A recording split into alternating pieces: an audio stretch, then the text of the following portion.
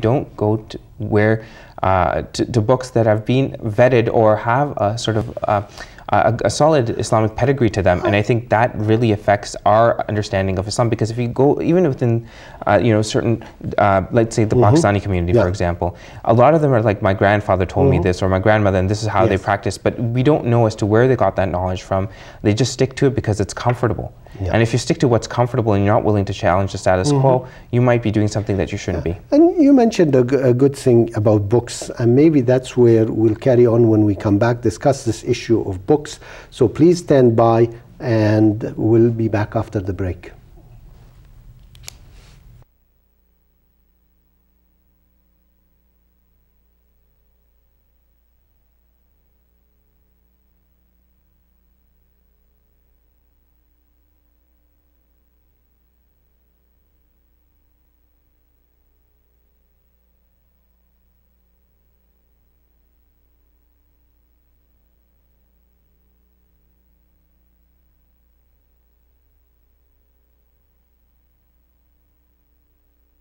Assalamu alaikum and welcome back to Spirit of Islam. Before the break we were talking about books, and there is a challenge with books, especially translated books. You know, when I look at the Masjid library translated books, I used to find most books that are written in English was about hellfire or al-Jannah or the hereafter. We're seeing this change now. I'm seeing more books that talk about the spirit of Islam. But before, all the translated books were the hellfire and al-Jannah. They read like a barbecue manual. Yeah. And look, one of the things I think that's important, I think, for books, especially for Muslims that are starting to read it, and what Muslims should expect from their books, this is the most important thing, is you have to look at how we see and understand our books. If I'm going to get a textbook, I want to see who the author is, where they've gotten their information is, where they've gotten their training from. This is all important aspects, because I want to know who he's referenced his information from.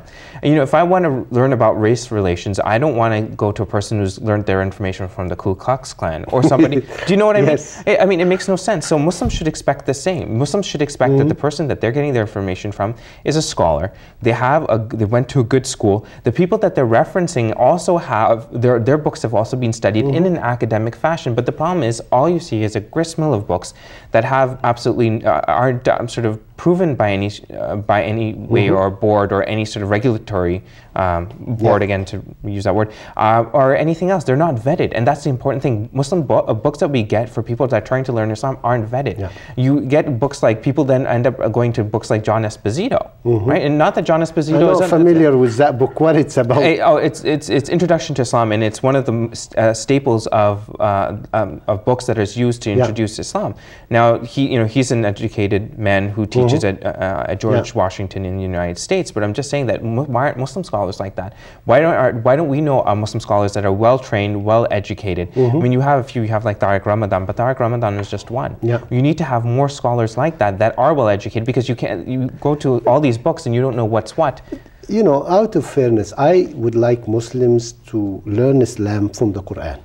And the best way is, rather than read the translation, try to learn Arabic. No, try to get to the source. It's not just, I agree with you. You should read the Quran and you should understand it. But there are some things that people talk about, other factors or aspects of Islam that you want to get an idea of, or whatever your interest is in. But the problem is, when you come to these interpretations as to who's, and this is what a lot of people are reading. That's the problem that I have. And this is what I'm trying to explain, is that it's not just people is their lack of understanding of the Quran, but the fact is that they're going to all these other ancillary books and not understanding where these books have come from, where these authors are from, and instead all they're doing is peddling these old-fashioned prehistoric ideas that have nothing to do with the religion. That's the thing, though. If we read the Quran, and a lot of scholars would try to tell you can't understand it. The beauty of the Quran, it is written in simple language. A simple person could understand it, but also a scholar could understand it. It was made deliberately this way. Yes, it was. And if we could read it and understand it and look to the spirit of Islam in it, life would be easy. A problem is, there is no such thing as translation of the Quran. You can't say, I would read the translation. Because, as I always say, when you read the translation of the Quran, it's the translation of the meaning of the words of the Quran as understood by somebody. That's true. It's somebody's understanding, and then he tries to translate the words. And this is not the Quran. You can't say it's a translation. It has nothing to do. Yes, it makes it easier for somebody to understand, but you really want to understand the Quran, go and learn Arabic and learn, and you will get that beautiful feeling, and you don't need an intermediary between you and Allah, because in the Quran, Allah is talking to you. One of our biggest problems is people are relying on these translations, and I'm not saying they're bad, the translations are good, but it's still somebody's understanding, it is not the words of Allah. That's true, and you do have to go to the Quran, and you do have to learn Arabic. But that's what I'm saying. But just aside from not just the Quran, look, you have so many books on how for marriage purposes, how do you live? How do you live with your wife, or do you live with your husband, or what's going to happen on the day of judgment, or just little aspects or little different aspects of Islam. And people, and the problem is again that I'm just saying, or just somebody writing on the history of Islam. If you want to look at those books, you want to have some sort of faith in the fact that those books are accurate. And they reflect accuracy. We were talking about culture before, and how certain things were different in the Prophet, peace be upon him's time, and how they're different now, and how people aren't able to sort of reconcile those differences. But the thing is that these books cover that, but a lot of these books are also written by non-Muslims. Not that that's a bad thing, but you should expect more out of Muslim books, because a lot of Muslims are reading those books. That are written by Muslims supposedly, and that are rife with like all sorts of inaccuracies, and this is problematic, especially about people's approach to Islam. Yes, they should read the Quran in Arabic, and that is very important, and they should make an effort, but in the interim, while they're reading all those other books, we should expect that Muslim books should be academically proven. A lot of people get upset when I say Muslims should learn Arabic to read the Quran, and he says I could be a good Muslim and I don't need to learn Arabic. And I'm not disputing, he could be the best Muslim in the world and he doesn't need to learn Arabic. But I look, and we are, I'm an immigrant here, and I see a lot of immigrants coming here, and Muslim immigrants, and within 2 years they speak very good English because it's important to them. And yet I've seen Muslims who lived in Arabic countries for 16 or 18 years and he didn't bother to learn Arabic. And I'm not saying he should learn for anything, but he should learn to listen to the words of Allah. And there is something wrong here. We don't feel it's important for us to go back to the source to learn and to listen to the words of Allah. I think that would help out a lot if people did go back to that. I think it'd also bring a sense of unity, because you'd have much more of a common language, because the language of the Quran is, of course, Arabic. It's an indisputable fact. You can't argue it. It wasn't in English, it wasn't in Urdu, it wasn't in Farsi, it was in Arabic. And by the way, I listen to the ayah in the Quran in Arabic, and sometimes I read the translation and say, I don't know what this is about. Somebody tried to dramatize something or present it in their own words. Honestly, an ayah that I know and I love in Arabic, I listen to it in English and I don't even know it's part of the Quran or what is it. And Allah subhanahu wa ta'ala chose Arabic as a language for His words in the Quran, simply because it has that sort of impact, and it was able to convey those ideas and codes properly, and that language best immortalizes what Allah subhanahu wa ta'ala wanted. The question is for the rest of the Muslim populace to understand that and make an effort towards it and make it a part of who they are, and again, something that they will be able to relate to, not only to the message of Islam, but also to the rest of their Muslim brothers and sisters. I see most of the Muslim world today speak very good English and there's nothing wrong with this. Because of their career and whatnot, education, they need English.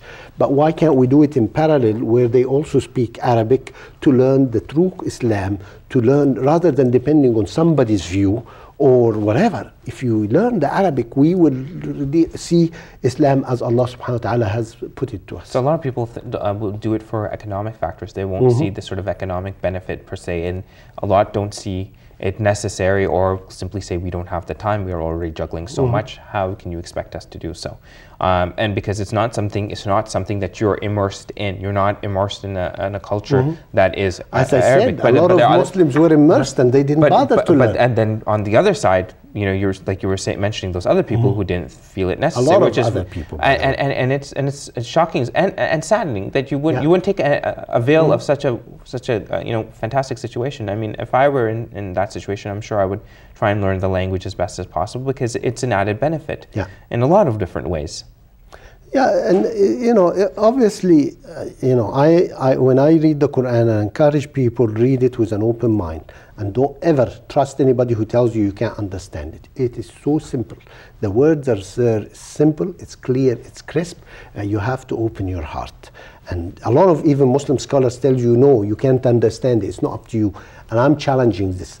It is Allah talking to you. And to me, He's talking to me, and I have the right to learn and understand rather than say, let me open. Sometimes I want to understand the meaning of ayah, and I go to different books, and there's different views, and there's nothing wrong with them, by the way. It's all wonderful, but it doesn't change the source and how we should learn. Well, there should be no intermediary in understanding Islam. That's something. Yes. Islam has always been a very personal. Not even religion. I'd like to call it, a code of life, rather. Yeah, way of life. A way of life, and it's something that's very personal between you and Allah Subhanahu wa Taala, and it's Allah Subhanahu wa Taala speaking to you directly, and you have to take advantage of that. Well, you can't go to somebody else and have them. I mean, it's always good to learn. I'm not saying that's that's bad or that you shouldn't do that, but you have to take. You can't be lazy. The problem is.